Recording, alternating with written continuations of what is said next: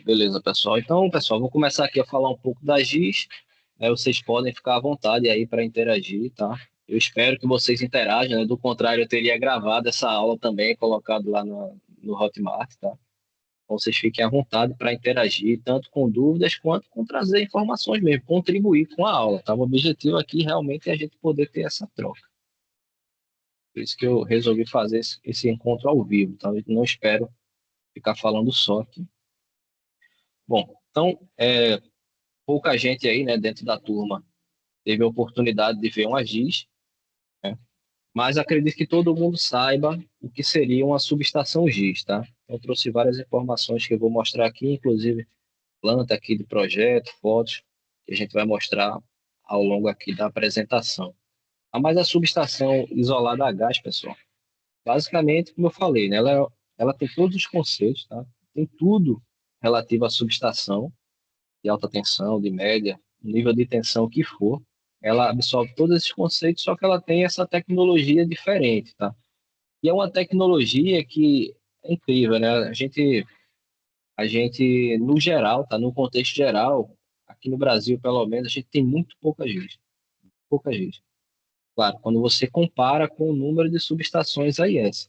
E aí tem várias empresas do setor elétrico que entendem a GIS como uma nova tecnologia, né? Como algo novo, como uma coisa, poxa, a gente não tem na nossa planta ainda, vamos colocar um Agis, é quase que um evento, como se fosse algo novo, algo disruptivo no mercado, sendo que a Agis está aí há mais de 50 anos, não sei exatamente quantos anos, mas ela está há muito tempo no mercado.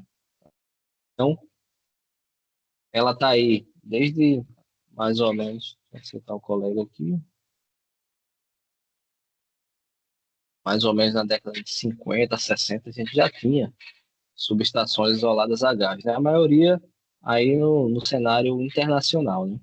Mas elas foram chegando aqui no Brasil, né? Inicialmente, a gente tinha sistemas até 100 kV, né, que já apresentavam um ganho considerável, né, quando a gente compara com as subestações AIS, né, em termos de área, e isso foi aumentando com o tempo, né? Hoje a gente tem subestações de dependente do nível de tensão. Você tem várias GIS aqui no Brasil, tem de 500 kV, tem GIS até tensões superiores, né? Principalmente quando você olha aí para o exterior, né? No exterior, isso aqui é muito mais difundido. Na China, por exemplo, quando você tem níveis de tensão aí de 1000 kV, 1100 kV, superiores aos que existem aqui no Brasil, você tem subestações isoladas a gás também.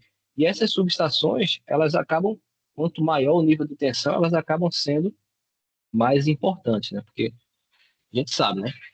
Terreno hoje em dia é ouro.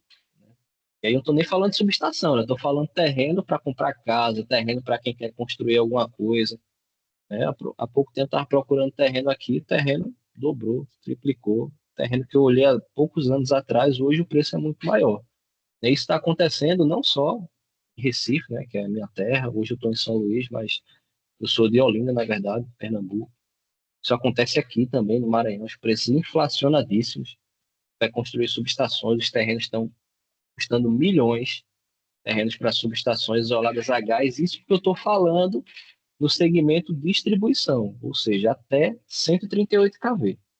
Avalie subestação de 500 kV, né? Recentemente eu fui lá na usina de Tucuruí, lá no Pará, para verificar, fazer um levantamento em campo, um projeto que a gente está elaborando. E aí eu até comentei, né? Fiz até um post lá dizendo, pô, faz tempo, né, que eu não estava atuando aí no 500 kV, eu estava me dedicando, estou me dedicando, né, até o 138 kV, no nível de distribuição. E aí foi muito bom relembrar, né? Você vê lá o 230, o 500, que é o que eu trabalhava um pouco mais, alguns anos atrás eu trabalhava mais nessa parte da transmissão, hoje eu estou mais na distribuição. Eu não lembrava o quanto que era grande, né, o equipamento. Hoje eu vejo um trafo 138, é um trafo grande, mas quando esse trafo está do lado de um trafo de 500, ele parece uma criança, parece um transformador de brinquedo. E aí, se você tem aí subestações isoladas a gás até 138 kV, isso apresenta um ganho considerável, imagina uma subestação de 500.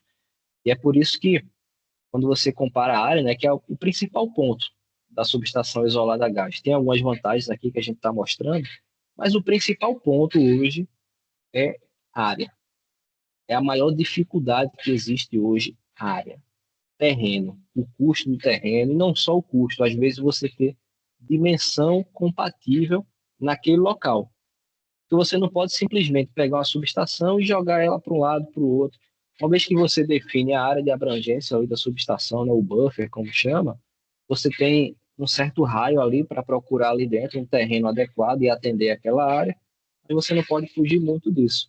Se você foge muito disso, isso prejudica um pouco mais a questão técnica, né, de perdas, de queda de tensão, você começa a distanciar muito, a questão do tamanho da linha, você aumenta o custo com a linha, e aí tudo isso é um custo agregado que às vezes complica.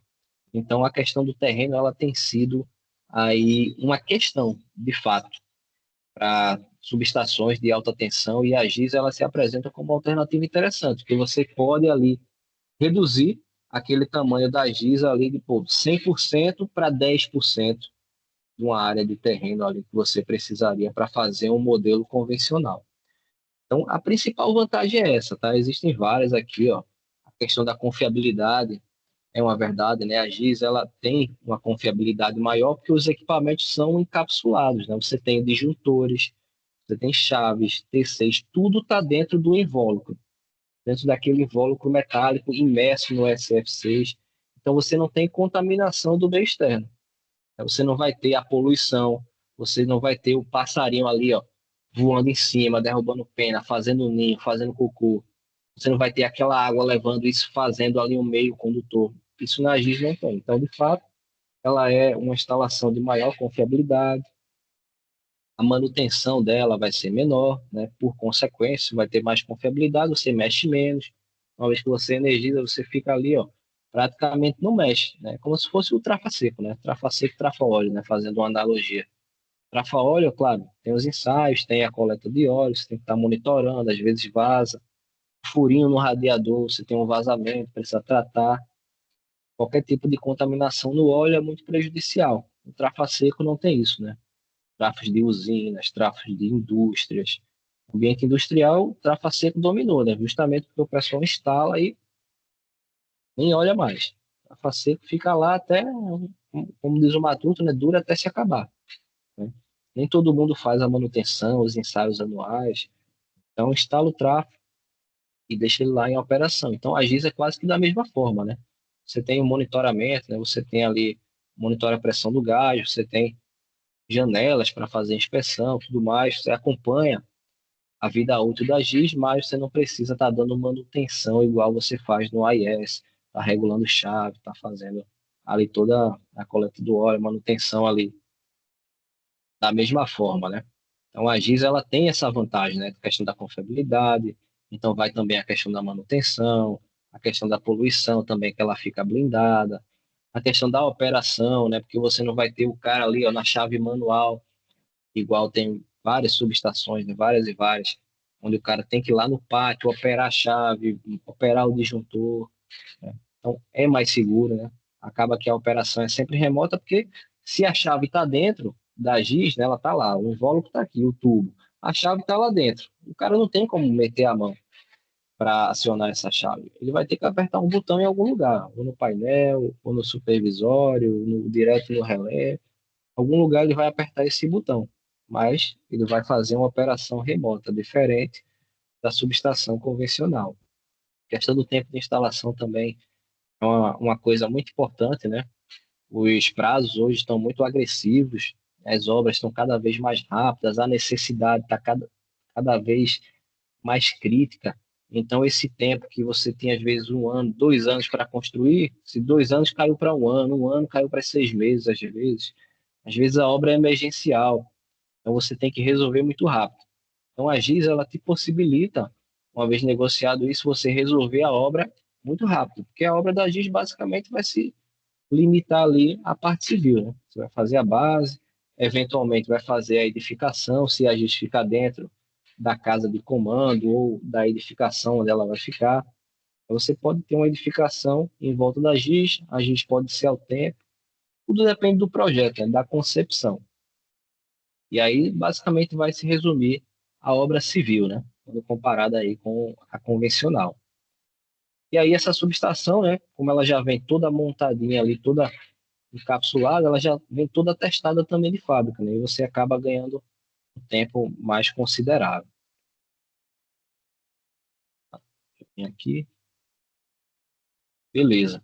Então aqui, ó, a primeira imagem que eu trago aqui da GIS, inclusive como eu comentei aí com o Oswaldo, né, colega nosso aí.